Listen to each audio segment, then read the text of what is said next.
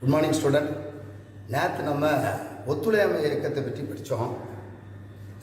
காந்திஜி ஒத்துழையாமை இயக்கத்தை ஸ்டார்ட் பண்ணி ரொம்ப சக்ஸஸ்ஃபுல்லாக பண்ணிகிட்டு இருக்காங்க. இந்த ஒத்துழையாமை இயக்கங்கிறது சட்ட மறுப்பு இயக்கம், வரி விடாமை இயக்கம், நீதிமன்றத்தை புறக்கணிக்கிறது, மாணவர்கள் கல்லூரியிலையும் பள்ளிகளையும் புறக்கணிக்கிறது, அரசு அதிகாரிகள் அரசு துறைகளை புறக்கணிக்கிறது. இப்படி ஆங்கிலேயருக்கு ஒரு பெரிய நெருக்கடியை கொடுக்காங்க. ஆனால் அப்படி நடந்துகிட்டு இருக்கும்போது சௌரி சௌரா நிகழ்வு ஒன்று நடக்குது. உத்தரப்பிரதேச மாநிலம் கோரக்பூருங்கிற மாவட்டத்தில் சௌரி சௌராங்கிற இடம். அதில் என்ன பண்ணுறாங்கன்னா, விவசாயிகள் ஊர்வலம் போகிறாங்க. எதை எடுத்து மதுக்கடைகளிலும் பொது சந்தைகளிலும் எல்லா பொருட்களையும் அதிக விலைக்கு சேல்ஸ் பண்ணுறாங்க. இதை எதிர்த்து ஒரு ஊர்வலம். இதில் போலீஸ் லத்தி சார்ஜ் பண்ணுறாங்க. அப்போ அந்த கோபம் கொண்ட இளைஞர்கள் போலீஸ் ஸ்டேஷனை போய் அட்டாக் பண்ணுறாங்க. அதில் அந்த கார் டயர் எல்லாம் உள்ளே போட்டு எரிச்சதில் ஒரு 22 போலீஸ்காரர்கள் எரித்து கொலை. இது காந்திஜிக்கு ஒரு அதிர்ச்சியே இருக்குது. அவர் பாலிசியே வன்முறை இல்லாத போராட்டம், சத்தியாகிரகம், அகிம்சை. அப்போ இவர் என்ன பண்ணிட்டாரு, காந்திஜி கோபத்தில் ஒத்துழையாமை இயக்கம் ஒத்துழையாமை இயக்கத்தை வாபஸ் பெறார், திரும்பி பெறார். அப்போது விடுதலை போராட்ட வீரர்கள்லாம் அதிர்ச்சியில் இருக்குது. இன்னும் அடுத்தது என்ன, வாட் இஸ் நெக்ஸ்ட், அடுத்தது என்ன செய்யலாம் அப்படின்னு பார்க்கும்போது சுவராஜ்ய கட்சி அப்படின்னு ஒரு கட்சியை ஆரம்பிக்காங்க. யாரெல்லாம், சிஆர் தாஸ். 1923 சிஆர் தாஸும் மோதிலால் நேரும் சேர்ந்து ஆரம்பித்தாங்க. அவங்களுடைய கொள்கை என்னென்னா, சட்டப்பேரவைக்கு நம்ம போகணும், எலெக்ஷனில் கண்டெஸ்ட் பண்ணணும், தேர்தலில் போட்டி போட்டு சட்டசபைக்குள்ள போகணும், சட்டசபைக்குள்ள போய் மக்களுக்கு சேவை செய்யணும். இவங்களுக்கு பேரு மாற்றத்தை விரும்பியவர்கள். இங்கிலீஷில் ப்ரோ சேஞ்சஸ். தென்னிந்தியா சத்தியமூர்த்தி இவங்களை ஆதரிக்க. இன்னொரு குரூப் என்ன பண்ணாங்கன்னா, மாற்றத்தை விரும்பாதவர்கள். அவங்க காந்திய வழி, அதாவது தீண்டாமை கொடுமை எதிர்க்கிறது, மது அருந்தாமை, இந்து முஸ்லீம் ஒற்றுமை, கிராம வளர்ச்சி, இதுக்காக போராடணும். தொழிலாளர்கள் முன்னேற்றம், விவசாயிகள் முன்னேற்றம், இதுக்காக போராடணும் அப்படின்னு சொல்லிட்டு அவங்க ஒரு வழியில் போகிறாங்க. அவங்களுக்கு பேர் நோ சேஞ்சஸ். இதில் ராஜாஜி, பட்டேல், டாக்டர் ராஜேந்திர பிரசாத் இவங்கெல்லாம் அதில் இணைகிறாங்க. ராஜாஜி மட்டும் தென் மாநிலத்தில் உள்ளவர். அப்போ தேர்தல் வருது, போட்டி போடுறாங்க. மத்திய சட்ட பேரவையில் 110 உறுப்பினர்கள் கொண்ட மத்திய சட்ட பேரவை. இதில் தேர்தலில் 42 பேர் ஜெயிக்காங்க சுவராஜ்ய கட்சியிலேருந்து. அப்போ அதுக்கு பிறகு இந்த காலனி ஆதிக்கத்தை எதிர்க்கணும், இவங்களை விடக்கூடாதுங்கிறதுக்காக என்ன பண்ணுறாங்கன்னா, மற்ற உறுப்பினர்கள்லாம் எலெக்டட் மெம்பர்ஸ், தேர்ந்தெடுக்கப்பட்ட உறுப்பினர்கள்லாம் சேர்த்து ஆட்சி அமைக்காங்க. இப்படி ஓடிட்டு இருக்குது. அதுக்கு பிறகு என்ன ஆகுதுன்னு கேட்டிங்கன்னா, இந்த காந்தியவாத குரூப் அதை எதிர்த்துட்டு தான் இருக்காங்க. இதில் சிஆர் தாஸ் 1923 இறந்துடுறாரு. மோதிலால் நேரு 1925 சிஆர் தாஸ் இறந்துடுவார். இந்த சிஆர் தாஸ் இறந்த உடனே அந்த கட்சியை லீட் பண்ணி கொண்டு போகிறதுக்கு சரியான ஆள் இல்லாமல் போயிடும். அதோட 1925 சுவராஜ்ய கட்சி முடிவுக்கு வந்துவிடும். அவர் 2 வருஷம் தான் ஃபங்க்ஷனில் இருந்திருக்கு. அதுக்கு பிறகு புதுசாக வராங்க இடதுசாரிகள் இயக்கம். இந்த இடதுசாரிகள் இயக்கம்னா இவங்களை எப்படி கேட்டணும்னா, ப்ரோ ஒர்க்கர்ஸ், தொழிலாளர்களுக்கு ஆதரவாக இருக்கிறது, சோசியலிச கருத்துக்களை கொண்டவர்கள். சோசியலிசம் என்னன்னு கேட்டிங்கன்னா, தனியார் மயத்தை எதிர்ப்பாங்க. எல்லாமே ஆக்கப்பட்ட அனைத்தும் அரசாங்கத்துக்கு சொந்தம். ஒரு ஃபேக்ட்ரி இண்டஸ்ட்ரி இருந்துச்சுன்னா, ஒரு தொழிற்சாலை இருந்துச்சுன்னா, ஒரு கம்பெனி ஃபேக்ட்ரி இண்டஸ்ட்ரி இருந்துச்சுன்னா, அதை யார் ரன் பண்ணோன்னா அரசாங்கம் தான் ரன் பண்ணணும். பொருட்களை உற்பத்தி பண்ணுறது அரசாங்கம், இது எல்லாம் சேல்ஸ் பண்ணுறது அரசாங்கம், ரேட்டு ஃபிக்ஸ் பண்ணுறது அரசாங்கம், ப்ரைஸ் மெக்கானிசம் அப்படின்னா உற்பத்தி பண்ணுறது, அதுக்கு பொருளுக்கு ஒரு விலையை நிர்ணயம் செய்கிறது எல்லாமே அரசாங்கத்து கையில் தான் இருக்கணும். இது இப்படி கொண்டது கார்ல் மார்க்ஸ். இப்போ 1917 ரஷ்யாவில் ஒரு பெரிய புரட்சி வந்துச்சு. இந்த கார்ல் மார்க்ஸ் உடைய தத்துவ ஞானியுடைய அடிப்படையில் ரஷ்யாவில் புரட்சி நடக்குது. லெனின் ஆட்சியை பிடிக்கார். அப்போ அதனுடைய தாக்கம் வெளிநாடுகள்லாம் இருந்துச்சு. அப்போ இங்கு உள்ள தொழிலாளர்கள், இங்கு உள்ள விவசாயிகள் மத்தியில் ஏற்றத்தாழ்வு நிறையா இருக்குது. உலகம் ஃபுல்லாக 2 குரூப் ஃபார்ம் பண்ணுறாங்க வருது. யாரெல்லாம்னு கேட்டீங்கன்னா, ஒன்று வந்து தொழிலாளிகள், இன்னொன்று வந்து முதலாளிகள். அப்போ இங்கெல்லாம் வந்து காலனி ஆதிக்கம். இந்த காலனி ஆதிக்கத்தில் அவ்வளோ முதலாளிகளும் ஐரோப்பியர்கள். இங்கே இவங்களுக்கு சலுகை கிடையாது, வீடு தங்குற இடத்துல சுத்தம் கிடையாது, அவன் தொழில் செஞ்சிட்டு இருக்கும்போது செத்தாச்சுன்னா அவன் பிள்ளைகளுக்கு பாதுகாப்பு கிடையாது, கல்விக்கு வசதி கிடையாது. அப்போ இந்த தொழிலாளர்கள்லாம் சேர்றாங்க, விவசாயிகள்லாம் ஒன்று சேர்றாங்க. கார்ல் மார்க்ஸ் உடைய தத்துவத்தின் அடிப்படை. இங்கே யாரெல்லாம் அதை லீட் பண்ணுறாங்கன்னா, S.A. டாங்கே, M.N. ராய் வட இந்தியாவிலையும், தமிழ்நாட்டில் வந்து சிங்காரவேலர் தலைமையிலையும் இந்த தொழிலாளர்களையும் விவசாயிகளையும் ஒன்று சேர்ந்து இயக்கி கொண்டு போகிறாங்க. இப்போ கம்யூனிஸ்ட சித்தாந்தவாதிகள் தொழிலாளர்களுக்காகவும் விவசாயிகளுக்காகவும் தாழ்த்தப்பட்டவனுக்கும் அடிமட்டத்தில் இருக்கிற மக்களுக்காக இவங்க போராடுவாங்க. அப்போ இவங்களை எப்படியாவது சப்ரஸ் பண்ணணும்னு சொல்லிட்டு என்ன பண்ணுவாங்கன்னு கேட்டிங்கன்னா, இந்த கான்பூர் மீரட் சதி வழக்கு, கான்பூர்லேயே பிரச்சனைகள் உடனே என்ன பண்ணுவாங்கன்னா, அந்த மீரட்டில் என்ன செய்வாங்கன்னா, ஒரு 3 டஜன் கம்யூனிஸ்ட தலைவர்களை கைது பண்ணி ஜெயிலில் தூக்கி போட்டுருவாங்க. இங்கே கான்பூர்லேயும் அதே மாதிரி தான். இந்த கான்பூர்லேயும் இங்கேயும் கான்பூரில் 2 தலைவர்களுக்கு மரண தண்டனை கொடுப்பாங்க. நிறைய வர லாங் பீரியட், நீண்ட நாள் சிறை தண்டனைக்கு போட்டுருவாங்க. அதுதான் கான்பூர் மீரட்டுடைய சதி வழக்கு. இந்த காலகட்டத்தில் தான் பகத்சிங், சந்திரசேகர ஆசாத், ராஜ்குரு, சுக்தேவ், பகத்சிங், ராஜ்குரு, சுக்தேவ் இவங்க ஒரு போராட்டம், ஒரு புரட்சி பண்ணுவாங்க. அப்போ இவங்கெல்லாம் வந்து இடதுசாரி கூடிய இதில் இருப்பாங்க. இந்த இடதுசாரி இயக்கங்களை யார் ஆதரிப்பார்னா, நேரு ஆதரிப்பார். அவங்கள ஏன்னா தொழிலாளருடைய நலன் கருதியும் விவசாயிகளுடைய நலன் கருதியும் தான் இது நடக்கும். சுபாஷ் சந்திர போஸும் நேருவும் அதை ஆதரிப்பார்கள். சரி, இப்போ இப்படி போயிட்டு இருக்கும்போது இந்தியாவில் 1929-30 காலகட்டங்களில் அரசியல் சாசன சீர்திருத்தங்கள் கொண்டு வரணும். அந்த சீர்திருத்தங்கள் கான்ஸ்டியூஷன், அரசியல் அமைப்பில் சில மாற்றங்கள் கொண்டு வரணும். அது அந்த பீரியட் 1929-30. அப்போ அதுக்கு முந்தைய ஒரு குழுவை ஃபார்ம் பண்ணணும், ஒரு குழுவை அமைக்கணும். அப்போ அந்த ஒரு குழுவை ஒரு ஆங்கிலேயர் மூலம் அமைச்சாங்க. அவர் பேர் சைமன், அது பேர் சைமன் குழு. இந்த சைமன் குழு எப்போ ஆரம்பித்தாங்கன்னா 1927. இந்த சைமன் குழு ஆரம்பிப்பது மெட்ராஸில், அப்போ சென்னை, இப்போ இருக்க சென்னை, மெட்ராஸில் இந்தியன் நேஷனல் காங்கிரஸ், இந்திய தேசிய காங்கிரஸ் பொது மாநாடு அங்கே நடக்குது. இந்த பொது மாநாட்டில் என்ன தீர்மானம் போட்டாங்கன்னா, சைமன் கமிஷனை, சைமன் குழுவை எதிர்க்க வேண்டும். அப்போ ஏன் எதிர்க்கணும் சைமன் குழுவை? அதில் வந்து 7 மெம்பர்ஸ் இருக்காங்க, 7 உறுப்பினர்கள் இருக்காங்க. 7 பேர்ல ஒரு ஆள் கூட இந்தியன் கிடையாது. None of them from Indian. எல்லாருமே ஆங்கிலேயர்கள். அப்போ இவங்க சொல்றாங்க, இந்தியாவை ஆட்சி பண்றதுக்கு இங்கே பல மொழிகள் இருக்குது, பல கலாச்சாரம் இருக்குது, பல இனங்கள் இருக்குது. இங்கே கான்ஸ்டியூஷன், அரசியல் சீர்திருத்தங்கள் அமைப்பில், அரசியல் சாசனத்தில் சில சீர்திருத்தங்களை கொண்டு வரணும்னா அது இந்தியர்களாக தான் முடியும். சைமன் கமிஷன் போட்டு அதில் 7 உறுப்பினர்களையும் ஆங்கிலேயரில் கொண்டு வந்திருக்காங்க. அப்போ நம்மளுடைய கலாச்சார அடிப்படையிலையும் நம்மளுடைய பண்பாடு அடிப்படையிலையும் இங்கே ஒரு மாற்றத்தை அவங்களால கொடுக்க முடியாது அப்படின்னு சொல்லிட்டு எல்லாம் இந்தியா ஃபுல்லாக போராடுறாங்க. அதுக்கு என்ன, சைமன் குழு எங்கெல்லாம் வந்துச்சோ பேனரை பிடிச்சிட்டு சைமன் கோபேக், சைமன் கோபேக், சைமனே திரும்பிச்சல், சைமனே திரும்பிச்சல் அப்படின்னு ஒரு பெரிய போராட்டம் நடந்துச்சு. சின்ன கிளாஸில் நம்ம படிச்சிருப்போம். அதில் தான் லாலா லஜபதி ராய லத்தி சார்ஜ் மூலமாக அடிப்பாங்க. அந்த லத்தி சார்ஜில் அடிபட்டதில் தான் அவர் இறந்து போவார்லாம் நம்ம படிச்சிருக்கோம். பஞ்சாப் சிங்கம் லாலா லஜபதி ராய் பற்றி படிச்சிருக்கோம். அது சைமன் கோபேக், சைமனே திரும்பிச்சல்ங்கிற போராட்டத்தில் தான் அவருடைய வெயிட் போயிருக்கும். அடுத்து நீங்கள் பார்த்தீங்கன்னா லாகூர் மாநாடு. இப்போ லாகூர் எங்கே இருக்குன்னா, இப்போ ப்ரெசண்டாக இருக்கிற பாகிஸ்தானில் இருக்குது. அப்போது பாகிஸ்தான் 1929 நம்மகிட்ட இருந்துச்சு.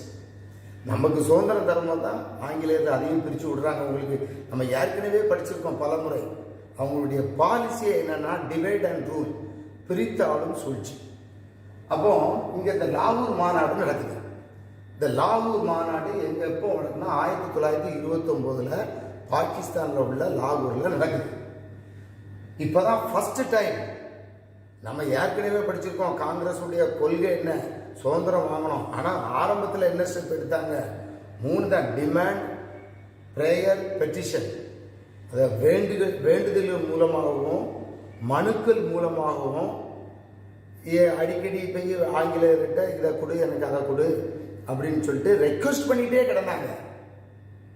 இப்போ என்ன பண்ணா first time the history of freedom struggle இதில் என்ன பண்ணுறாங்கன்னா 1929 கம்ப்ளீட் இண்டிபெண்டன்ஸ், அதாவது பூர்ண சுவராஜ்யம், முழு சுதந்திரம், இந்தியாவுக்கு முழு சுதந்திரம் கொடுக்க வேண்டும் அப்படின்னு சொல்லிட்டு அவங்க என்ன செய்றாங்க? தீர்மானத்தை போடுறாங்க. ஒவ்வொரு ஆண்டு அப்போ இந்த டைம்ல தான் இந்த லாகூர் மாநாடு நடக்கும்போது, அப்போ டிசம்பர் 31 போடுறாங்க. எப்பவும் அந்த டேட்டில் தான் நடக்கும், 28 நடக்கும். ஏன்னா 1885 இந்திய தேசிய காங்கிரஸ் ஆரம்பிக்கும் போது அந்த டைமில் ஆரம்பித்தாங்க.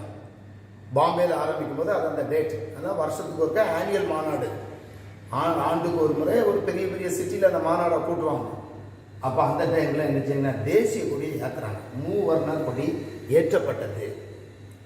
ஏற்றிட்டு என்ன சொல்கிறாங்கன்னா, ஒவ்வொரு ஜனவரி 26 நாம் விடுதலை நாளாக கருத வேண்டும். 26 ஜனவரி 26 சுதந்திரம் கிடைச்ச மாதிரி நம்ம ஃபீல் பண்ணணும் அப்படின்னு சொல்லிட்டு ஜனவரி 26 விடுதலை நாளாக கருத வேண்டும். அப்போதான் பின்னால் ஹிஸ்டரியை பார்க்கும்போது நம்ம சுதந்திரம் கிடைச்ச பிறகு கான்ஸ்டியூஷன் நமக்குண்டு ஒரு அரசியலமைப்பு சட்டத்தை நம்ம எழுதும். அம்பேத்கர் தலைமையில் நம்ம சட்டத்தை எழுதும் போது அவங்க என்ன பண்ணிட்டாங்கன்னா 1949 நவம்பர் மாதம் அவங்க சப்மிட் பண்ணிட்டாங்க. ஆனால் நம்ம அதை உடனே இம்ப்ளிமெண்ட் பண்ணலை, உடனே நம்ம நடைமுறைக்கு கொண்டு வரல. 2 மாதம் கேப் விட்டு ஜனவரி 26 அதை அமுல்படுத்தணும். அந்த டேட்னா ரிபப்ளிக் டே. ரிபப்ளிக் டேனா குடியரசு தினம். There is no kingship. அதுக்கு பிறகு மக்களால் தேர்ந்தெடுக்கப்பட்ட அரசாங்கம் தான் இருக்கணும் அப்படிங்கிறது. அப்போ இதை இங்கே பார்ப்போம். அடுத்தது தண்டி யாத்திரை. இப்போ இந்த தண்டி யாத்திரை, தண்டிங்கிறது குஜராத்தில் இருக்குது. அப்போ காந்தி நம்ம ஏற்கனவே பார்த்துருக்கோம் சபர்மதி ஆசிரமம், அகமதாபாத் பக்கத்தில் சபர்மதி ஆற்றங்கரையில் அவர் என்ன பண்ணுறாருன்னு கேட்டிங்கன்னா ஒரு ஆசிரமத்தை ஏற்படுத்தி வச்சுருக்காரு. நிறைய லீடர்கள் அங்கே வச்சு சந்திக்கார். அங்கே இருந்தால் அவர் போராட்ட களத்தை ஆரம்பித்து தலைவர்கள்லாம் சந்தித்து தொண்டர்களை அரவணைத்து எல்லா இடத்துக்கும் போராட்டம் பண்ணுவார். அப்போ அந்த தண்டி யாத்திரை அப்படி ஏன் வந்துச்சு அப்படின்னா, தண்டிங்கிறது இடம், அங்கே கோஸ்ட் கடற்கரை, குஜராத்தில் உள்ள ஒரு கடற்கரை பகுதி.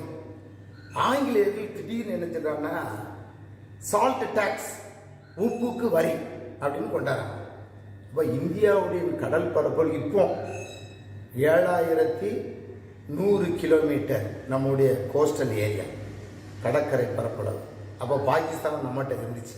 அப்போ இதை விட கொஞ்சம் அதிகமாக இருந்திருக்கும். இவ்வளோ இடங்கள்லையும் ஃப்ரீயாக உப்பு, இலவசமாக கிடைக்கிற உப்புக்கு வரி போடுறாங்க. அப்போ இந்தியா ஃபுல்லாக ஒரு எழுச்சி வருது. காந்தி என்ன செய்கிறாரு, இந்த சட்டத்தை பிரேக் பண்ணணும் அப்படிங்கிறதுக்காக ஒரு 78 தொண்டர்களோட 375 கிலோமீட்டர் 375 கிலோமீட்டர் போகிறார், நடந்தே போகிறார். காந்தி பின்னால் 78 பேர் போகிறாங்க. அவர் எந்தெந்த கிராமங்களெல்லாம் கடந்து போகிறாரோ அங்கெல்லாம் அவருக்கு ஒரு பெரிய வரவேற்பு. போகிற இடங்களெல்லாம் மக்கள் அவரை வரவேற்காங்க. அப்போ மக்கள்கிட்ட ஒரு பெரிய எழுச்சி வந்துச்சு. 375 கிலோமீட்டர் கவர் பண்ணுறார். கடைசியில் 25வது நாள் 1930 ஏப்ரல் 6 அவர் என்ன பண்ணிட்டாருன்னா ரீச். எங்கே ரீச் ஆகிட்டாரு? தண்டி கடற்கரையில் போய் சேர்ந்துட்டு ஒரு குத்து உப்பு அள்ளுறார். இது என்னன்னா சிம்பாலிக்கா he has broken the salt law. உப்பு வரியை, அந்த உப்பு வரி சால்ட் லாங்கிற இதை பிரேக் பண்ணிட்டார், சட்டத்தை உடைச்சிட்டாருங்கிற அர்த்தம். சார் அவருக்கு பேரர்லாம் இங்கே வேதாரண்யம், தஞ்சாவூரில் இருக்குது. இங்கே காந்திய மாதிரி ராஜாஜி இருக்கார், மூதறிஞர் ராஜாஜின்னு சொல்லுவோம். இங்கே முதலமைச்சரெல்லாம் இருந்தவர் மூதறிஞர் ராஜாஜி. இவர் என்ன பண்ணுறாருன்னா திருச்சிராப்பள்ளி, நாங்கள் திருச்சின்னு ஷார்ட்டாக எழுதியிருக்கேன், திருச்சிராப்பள்ளி. இந்த திருச்சிராப்பள்ளியிலேருந்து 150 கிலோமீட்டர் 150 கிலோமீட்டர் நடந்து போகிறார். நடந்து காந்தி எப்படி சபர்மதி ஆசிரமத்திலிருந்து தண்டிக்கு போனாரோ அதே மாதிரி வேதாரண்யத்திலிருந்து ராஜாஜி திருச்சிராப்பள்ளிக்கு போறார். ராஜாஜி திருச்சிராப்பள்ளியிலிருந்து தொடங்கி வேதாரண்யத்திலிருந்து ரீச் ஆகுது. எப்போ ஸ்டார்ட் பண்றாருன்னா 1930 ஏப்ரல் மாதம் 13ஆம் தேதி ஸ்டார்ட் பண்றாரு. ஸ்டார்ட் பண்ணி ஏப்ரல் 28 போய் ரீச் ஆகுது. இப்போ இவங்க போகும்போது கும்பகோணம்ங்கிற இடம், செம்மங்குடி அப்படிங்கிற இடம், இங்கெல்லாம் வந்து செம்மங்குடி கும்பகோணம், திருப்பரங்கோடி இந்த இடங்களெல்லாம் வந்து அவருக்கு ஒரு பெரிய வரவேற்பு கிடைக்குது. ராஜாஜிக்கு ஒரு பெரிய வரவேற்பு. ஒன்று வட மாநிலத்தில் குஜராத் பகுதியில் காந்தி தலைமையில் நடக்குது, மேற்கு பகுதியில். இங்க தெற்கு பகுதியில் யார் தலைமையில் நடக்குதுன்னா ராஜாஜி தலைமையில் நடக்குது. இவரும் பெரிய கூட்டத்தை கூட்டி அந்த சால்ட் லாவை சட்ட மறுப்பு இயக்கம் சட்டத்தை மறுக்கிறார். இப்போ இந்தியா ஃபுல்லாக பெரிய அவேர்னஸ் இருந்துச்சு. இங்கே வந்து தாண்ட் அப்படின்ட்டு ஒரு கலெக்டர், இந்த கலெக்டர் வந்து தஞ்சாவூர் கலெக்டர் என்ன பண்ணுவாருன்னா ராஜாஜி தலைமையில் போகிற குரூப்புகளை எச்சரிப்பார். இந்த ஊர்வலத்துக்கு யாரும் போகக்கூடாது அப்படின்னு எச்சரிப்பார். ஆனால் இவங்க பின்னால் பெரிய ஊர்வலம் வந்துடும், இவங்களை வரவேற்கக்கூடாது அப்படின்னு சொல்லுவார். ஆனால் இவங்களுக்கு எந்தெந்த கிராமங்கள்லாம் போனாங்களோ அந்தந்த கிராமங்களுக்கெல்லாம் வாலண்டியர்ஸ், அதாவது தொண்டர்கள், இவங்களுக்கு வந்து சாப்பாடு கொடுக்கறது, தண்ணி கொடுக்கறது, அந்த ரெஸ்ட் எடுக்கிறதுக்கு இடம் கொடுக்கறது, இப்படி வரவேற்பாங்க. அந்த கலெக்டர், தஞ்சாவூர் கலெக்டரால் அவங்க ஒன்றும் செய்ய முடியாது. ஏன்னா மக்கள் புரட்சி, மக்கள் எழுச்சி, போகிற இடத்துலலாம் பெரிய அவேர்னஸ் இருக்குது, விழிப்புணர்வு வந்துச்சு. அதனால் அந்த தஞ்சாவூர் கலெக்டரால் ஒன்றும் செய்ய முடியாமல் போயிடும். அப்போ இது வந்து ஒரு பெரிய வெற்றிகரமான போராட்டம். வட இந்தியாவில் வெற்றி, தென்னிந்தியாவிலும் வெற்றி. அடுத்தது வட்ட மேசை மாநாடு. இந்த வட்ட மேஜை மாநாடு வந்து 3 வட்ட மேஜை மாநாடு நடந்துச்சு. இப்போ அந்த 3 வட்ட மேஜை மாநாடு இங்கே என்னன்னு கேட்டிங்கன்னா, இப்போ அந்த சைமன் கமிஷன் நம்ம ஏற்கனவே பார்த்தோம்னா, இவங்க வந்து அரசியல் சாசனத்தில் சில சீர்திருத்தங்களை கொண்டாடுறாங்க, சில மாற்றங்களை கொண்டாடுறாங்க. இப்போ இந்த மாற்றங்களை வந்து சட்ட ரீதியாக அமுல்படுத்தணும், அதை இந்தியாவில் வந்து அதை சட்டங்களாக கொண்டு வரணும். இங்கே வந்து பெரிய சட்ட சிக்கல்கள் இருக்குது. என்னென்னா, சுதந்திர போராட்டம் நடந்துகிட்டு இருக்குது. அப்போ இந்த சுதந்திர போராட்டம் நடந்துகிட்டு இருக்கும்போது இதை கொண்டாச்சுன்னா, ஒருவேளை இந்திய தலைவர்கள் இதை எப்படி எடுக்க போகிறாங்க, இது ஒரு பெரிய போராட்டமாக வெடிக்கலாம்.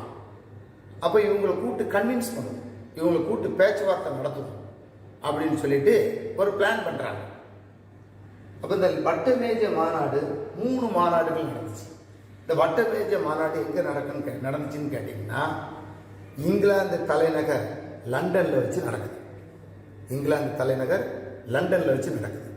அப்போ அவங்களுக்கு தெரியும், ஏன்னா காங்கிரஸ் கட்சி தான் வந்து இந்தியாவில் ஒரு பெரிய பொலிட்டிக்கல் பவர்.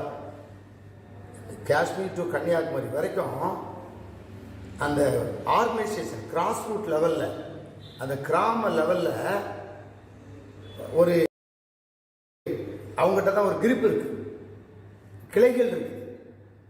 இப்போ இவங்களை அரவணைத்து கொண்டு போகாம, இந்திய தேசிய காங்கிரஸை அரவணைத்து கொண்டு போகாம, இந்த சைமன் குழு எடுத்த சீர்திருத்தங்கள், கொண்டு வந்த சீர்திருத்தங்கள், சட்ட அரசியல் சாசன மாற்றங்களை அமுல்படுத்த முடியாது அப்படின்னு சொல்லிட்டு காங்கிரஸ்கிட்ட பேச்சுவார்த்தை நடத்துகிறாங்க. காந்திலாம் அக்செப்ட் பண்ணலை. ஏன்னா இவங்க கோரிக்கையில் அவங்க எடுக்கலை. இப்போ காந்தி ஜெயிலில் இருக்க. அப்போ முதல் மட்ட மேஜை மாநாடு அது எப்போ நடந்தது? 1930 நடக்குது. 1930 நடக்குது. இதில் காந்தி பங்கு கொள்ளவில்லை. ஹிந்து மகாசபா பங்கு பெறுறாங்க. இப்படி நிறைய பேர் பங்கு பெறுறாங்க. அப்போ காந்தி இல்லாமல் ஒன்றும் செய்ய முடியாது அப்படிங்கிற ஒரு முடிவு வந்தாச்சு. அப்போ இங்கே இருந்த வைஸ்ராய், இப்போ வைஸ்ராய்னு நம்ம ஏற்கனவே ஆரம்பத்தில் படிச்சிருக்கோம். யார் வைஸ்ராய்? வைஸ்ராய்க்கு தமிழாக்கம் அரச பிரதிநிதி. முந்தி கவர்னர் ஜெனரல்னு போட்டு வச்சிருந்தாங்க. இந்த கவர்னர் ஜெனரல் எப்போ போகுதுன்னா, பெரிய பிரச்சனை அந்த கிழக்கு இந்திய கம்பெனி எல்லாம் மோதி அதுக்கு பிறகு இந்த பிரிட்டிஷ் குயின் கவர்னர் ஜெனரல் எடுத்த பிறகு, கவர்னர் 1857 பெரும் புரட்சிக்கு பிறகு அந்த கவர்னர் ஜெனரல் அதை எடுத்துடுறாங்க. தலைமை ஆளுநர் அப்படிங்கிறத எடுத்துட்டு இந்தியாவுக்கான ஒரு பிரதிநிதி அங்கே இருப்பாங்க, பிரிட்டிஷுடைய பிரதிநிதி இங்கே இருப்பாங்க. அப்போ இந்திய பிரதிநிதி, அரச பிரதிநிதி, அந்த பிரதிநிதி அவர் பேர் இர்வின். அந்த இர்வின் காந்தியை கூப்பிட்டு பேசுறார். நீங்கள் கண்டிப்பாக இந்த 2வது வட்ட மேஜை மாநாட்டில் கலந்து கொள்ளணும் அப்படின்னு. அப்போ காந்தி சில டேர்ம்ஸ் அண்ட் கண்டிஷன் போடுறார். இப்போ இருக்க அரசியல்வாதிலாம் அந்த டேர்ம்ஸ் அண்ட் கண்டிஷன்லாம் போட மாட்டாங்க. என்ன போட்டாங்கன்னா, ஜெயிலில் இருக்கிற விடுதலை போராட்ட வீரர்கள் எல்லாத்தையும் விடுதலை பண்ணணும். இர்வின் அக்செப்ட் பண்ணுறாரு. ஆனால் என்ன முடிவு பண்ணுறாங்க? வன்முறையில் ஈடுபட்ட அரசியல்வாதிகள், விடுதலை சுதந்திர போராட்ட வீரர்கள் உள்ள இருப்பாங்க. வன்முறையில் ஈடுபடாதவங்களெல்லாம் விட்டுருணுன்ட்டு அவர் சம்மதிப்பார். காந்தியை விட்டுருவாங்க. இந்தியா ஃபுல்லாக ஆயிரக்கணக்கான விடுதலை போராட்ட வீரர்கள் விடுதலை செய்யப்பட்டார்கள். காந்தியை விடுதலை பண்ணிடுவாங்க. இதுக்கு பேர் காந்தி இர்வின் ஒப்பந்தம். இந்த காந்தி இர்வின் ஒப்பந்தம் எப்போ நடக்கும்னா 1931 நடக்கும். அப்போ அந்த காந்தி இர்வின் ஒப்பந்தத்தின் அடிப்படையில் காந்தி லண்டனுக்கு போக சம்மதிச்சுடுவார். காங்கிரஸின் ஒரே பிரதிநிதி. காங்கிரஸ் காந்தியை தான் ரெப்ரசன்டேட்டிவ் பண்ணுவாங்க, பிரதிநிதியை அனுப்புவாங்க. இவர் லண்டன் போவார். 2ஆம் வட்ட மேஜை மாநாட்டில் காந்திஜி கலந்து கொண்டார். அப்போ அதுவும் தோல்வி. அந்த வட்ட மேஜை மாநாட்டம் தோல்வி. ஏன்னா காந்தி கொண்டு போன சீர்திருத்தங்கள், அவர் கேட்ட இது எதுவுமே அவங்க செய்ய மாட்டாங்க. அதனால் காந்தி என்ன பண்ணிடுவார்னா, அதை விட்டுட்டு வெளியே வந்துடுவார், இந்தியா வந்துடுவார். அதுக்கு பிறகு 3வது வட்ட மேஜை மாநாடு நடந்துச்சு. அந்த 3வது வட்ட மேஜை மாநாடு 1932 நடக்கும்.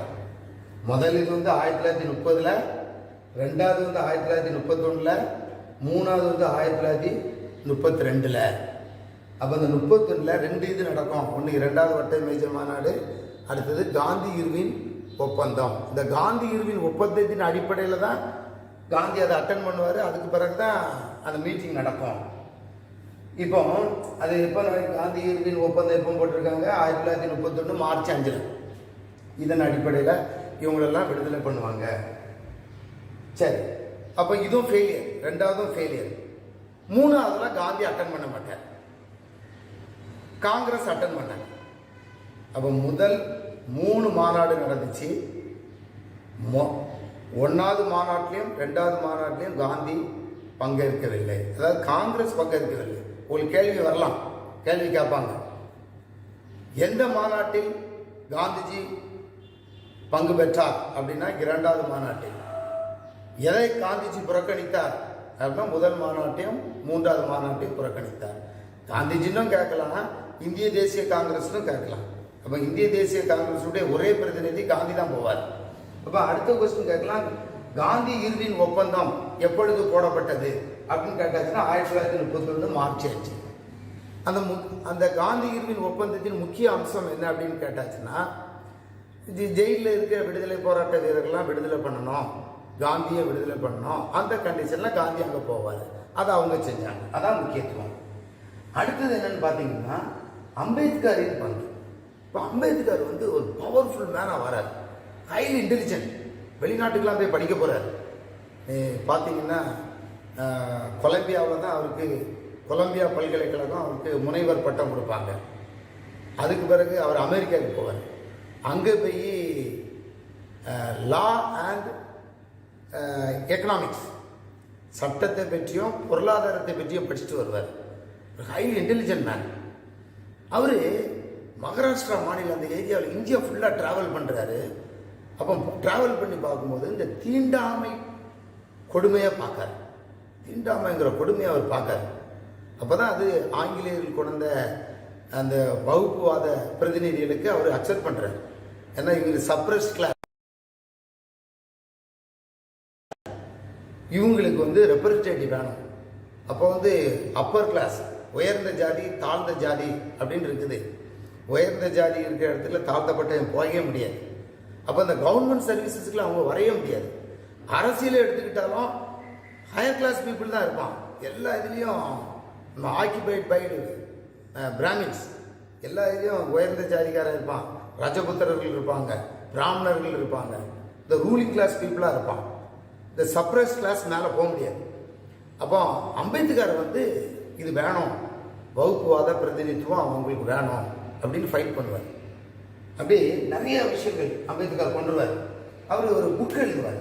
என்னன்னா caste in India, caste in India, இந்தியாவில் ஜாதிகள். இந்தியாவில் ஜாதி எப்படி இருக்குது அது நம்ம படிச்சுப்போம். வரலாறு படிக்கும்போது ரிக்வேதா, சாமவேதா, யஜுர்வேதா, அதர்வண வேதான்னு படிச்சிருக்கோம். அப்போ இந்த ரிக்வேதா தான் ஓல்டஸ்ட் வேதா. இந்த வேதங்கள் எல்லாம் பார்க்கும்போது இங்கே ஜாதிகள் பயங்கரமாக இருந்திருக்கு. அதேமாரி நீங்கள் நிறைய பயண யாத்திரிகளுக்கு வரும்போது ஃபாயான், யுவான் ஸ்வாங் இவங்க எழுதின குறிப்புகளெல்லாம் நம்ம நாட்டுடைய செழிப்பை பற்றி இருக்குது, பண்பாடை பற்றி இருக்குது, மொழிகளை பற்றி இருக்குது, இனங்களை பற்றி இருக்குது, ஆனால் ஜாதிகளை பற்றியும் இருக்குது. அப்போ ஜாதிங்கிறது இன்றைக்கும் இருக்குது, இன்றைக்கி இல்லைன்னு சொல்ல முடியாது. நீங்கள் நியூஸ் பேப்பரை வாசிங்க, நிறைய விஷயத்தில் நிறைய இடங்களில் பார்க்கலாம். மத ரீதியாக சண்டை நடக்கும், சில இடங்களில் மொழி ரீதியாக சண்டை நடக்கும், இப்படி நடந்துக்கிட்டே ஜாதி ரீதியாக சண்டை நடக்கும். ஒன்றும் வேண்டாம், நமக்கு தமிழ்நாடு காவேரி தண்ணி பிரச்சனை வருது. தமிழ்நாடுடைய ரிஜிஸ்ட்ரேஷனை பார்த்து நிறைய பஸ்ஸை கர்நாடகாவில் எரிச்சிட்டாங்க. அப்போ கர்நாடகாவுக்கும் தமிழ்நாடுக்கும் ஒரு மாதம் விட்ட பஸ் போக்குவரத்து இல்லாமலே இருந்துச்சு. இப்போ இல்லை, கொஞ்சம் வருஷத்துக்கு முன்னால் உங்களுக்கு தெரியும், பத்திரிகை எல்லாம் பார்த்தா தெரியும், நிறைய பஸ்ஸை எரிச்சிட்டாங்க. எதுக்கு இங்கே தண்ணி தர மாட்டேன் அப்படின்ட்டு. அப்போ இப்பவுமே இப்படி இருக்குன்னா அப்போ அந்த காலத்தில் எப்படி இருந்திருக்கும், மொழி ரீதியாக இருந்துச்சு. அப்போ அவர் வந்து இப்போ மொழி ரீதியாக போராடுறோம். அப்போ இந்த ஜாதி மதம்லாம் அங்கே பயங்கரமாக இருந்துச்சு. தனி தொகுதிகள் வேணும், தீண்டாமை கொடுமையை ஒழிக்கணும் அப்படின்னு. அதுக்காக என்ன செய்து பத்திரிகைகள் எல்லாம் ஆரம்பித்தார். முக் நாயக், முக் நாயக் அப்படின்னு ஆச்சுன்னா என்னன்னு கேட்டாச்சுன்னா வாய் பேச முடியாத தலைவர்கள் அப்படின்னு அர்த்தம். அடுத்தது என்ன கொண்டு வந்தாருன்னா பகிஷ்கிரித் ஹிடாகர்ணி அப்படின்னு ஒன்று ஆரம்பித்தார். அதாவது தனித்து விடப்பட்ட மக்கள், தனித்து விடப்பட்ட மக்கள். எல்லா சமுதாயத்திலும் ஒரே மக்களாக இருக்கான், ஒரு குறிப்பிட்ட ஜாதியை ஒதுக்கி விட்டுறான் அப்படின்னு ஒரு இயக்கத்தை ஆரம்பித்தார். பகிஷ்கிரித் ஹிடாகர்ணி அப்படிங்கிற இயக்கத்தை ஆரம்பித்தார். இந்த இயக்கங்கள்லாம் தாழ்த்தப்பட்ட பிற்படுத்தப்பட்ட மக்களுக்காக போராடுற இயக்கம். அதுக்கு பிறகு என்ன கொண்டாருன்னா மகத் சத்தியாகிரகம். இந்த மகத் சத்தியாகிரகம்னா மகாராஷ்டிராவில் கொண்டார், பாம்பே பக்கத்தில். அங்கே இருக்க பொது கிணறுகளில் தலித் மக்கள் தண்ணி எடுக்கக்கூடாது, பொது குளங்களில் குளிக்கக்கூடாது, ஊரணிகளில் குளிக்கக்கூடாது. இப்படி ஒரு பெரிய இது இருந்துச்சு. தெப்ப குளங்கள்லாம் இருக்கும் கோயிலை சுற்றி, அங்கெல்லாம் போய் தாழ்த்தப்பட்டவங்க குளிக்கக்கூடாது. இதை எதிர்த்து போராடினேன். ஒரு பெரிய ஊர்வலத்தில் ஆயிரக்கணக்கான மக்களை கூட்டு போய் பொது குளத்தில் போய் தண்ணி எடுப்பார். அதுக்கு பேர் தான் மகத் சத்தியாகிரகம். பிறகு பூனா ஒப்பந்தம், மேக்டொனால்ட், ராம்சே மேக்டொனால்ட் அப்போ இருந்த பிரிட்டிஷ் பிரைம் மினிஸ்டர். அப்போ இந்த இடஒதுக்கீடு கொண்டு வரக்கூடாதாங்கிறதுல காந்திக்கும் அம்பேத்கருக்கும் நிறைய கருத்து வேறுபாடு இருக்கும். அப்போ அதை யார்கிட்ட விட்டுருவாங்க, அந்த அங்கே உள்ள பிரிட்டிஷ் பிரைம் மினிஸ்டர்கிட்ட அவர் விட்டுருவாங்க. அவர் வந்து கொண்டுருவார், தலித்துகளுக்கு தனி இடஒதுக்கீடுன்னு கொண்டுருவார், தலித்துகளுக்கு தனி இடஒதுக்கீடுன்னு கொண்டுருவார். அப்போ இந்த தனி இடஒதுக்கீடுன்னு கொண்டு வரும்போது இதை காந்தி எதிர்ப்பார். ஏன் எதிர்ப்பாருன்னா, இதன் மூலமாக சுதந்திர போராட்டத்தில் ஒரு வீக்னஸ், ஒரு தாழ்வு உண்டாயிருமோ, ஜாதி ரீதியாக அவன் பிரிக்க பார்க்காங்களோ அப்படின்ட்டு காந்தி அதை எதிர்ப்பார். எதிர்த்து மகாராஷ்டிரா ஜெயிலில், மகாராஷ்டிராவில் வர்தா அப்படிங்கிற ஜெயிலில் காந்தி இருப்பார். சாகு வரை உண்ணாவிரதம் அப்படின்னு உட்காந்துருவார். காந்தி வந்து சாகு வரை உண்ணாவிரதம் இருப்பார். அப்போ காந்திக்கு ஏதோ உடல்நிலை ஆயிரப்போ அப்படின்னு சொல்லிட்டு இந்தியா ஃபுல்லாக பொதுக்கூட்டம் போடுவாங்க, பிரார்த்தனைகள் நடக்கும், பொதுக்கூட்டங்கள் போடுவாங்க. இந்த ரெண்டு தலைவர்களையும் சந்திக்க வைக்கிறதுக்கு பெரிய தலைவர்கள்லாம் முயற்சி பண்ணுவாங்க. அப்போ அம்பேத்கர் அந்த மகாராஷ்டிராவில் உள்ள வர்தாங்கிற ஜெயிலுக்கு போவார், காந்தியை சந்திப்பார். காந்தியை சந்தித்து இந்த இடஒதுக்கீட்டில் சில சீர்திருத்தங்கள் கொண்டு வருவோம், ஆனால் தொகுதிகள் அவங்களுக்கு வேணும், அவங்க அங்கே அதில் போட்டி போட்டால் தான் அவங்க வர முடியும்னு சில உடன்பாடோட அதில் கையெழுத்து போடுவாங்க. அதுக்கு பேர் பூனா ஒப்பந்தம். அதுக்கு பேர் என்னது? பூனா ஒப்பந்தம். அப்போ அம்பேத்கருடைய பங்கு நிறைய. அதுக்கு பிறகு 42 பிரிட்டிஷ்காரங்க அவரை பாதுகாப்பு குழுவில் ஒரு உறுப்பினராக போடுவாங்க. அதுக்கு பிறகு சுதந்திரம் கிடைச்ச உடனே அவரை வந்து நம்ம என்ன செய்வோம், அரசியல் அமைப்பு வரையற குழு தலைவராக போடுவோம். அவர் தான் உலகத்தில் இருக்க எல்லா பெரிய பெரிய நாடுகளுடைய கான்ஸ்டியூஷன், அரசியலமைப்பு சட்டங்களெல்லாம் படித்து இந்தியா ஃபுல்லாக ட்ராவல் பண்ணுவார். இந்தியா ஃபுல்லாக சுற்றுப்பயணம் செய்து நம்முடைய அமைப்புகள், பண்பாடு, கலாச்சாரம், மொழி, இனம் இதெல்லாம் பார்த்து இந்திய அரசியலமைப்பு சட்டத்தை அம்பேத்கர் எழுதுவார். சரி, அப்போ பார்த்தீங்கன்னா இந்த இவ்வளவு இது இருக்குது. இந்த காந்தியுடைய போராட்டம், அம்பேத்கருடைய பங்களிப்பு, நேருடைய பங்களிப்பு, மோதிலால் நேருடைய பங்களிப்பு, சுபாஷ் சந்திர போஸுடைய பங்களிப்பு, பட்டேலுடைய பங்களிப்பு, ராஜாஜியுடைய பங்களிப்பு, சத்தியமூர்த்தியுடைய பங்களிப்பு எல்லாம் இந்தியா ஃபுல்லாக இருந்துச்சு. இது மூலமாக என்ன இருந்துச்சுன்னா சுதந்திரத்துக்கு ஒரு பெரிய ஊண்டுதலாக இருந்துச்சு. நன்றி. அடுத்த லெசனில் நம்ம இன்னும் டீட்டெயிலாக படிப்போம். தேங்க்யூ.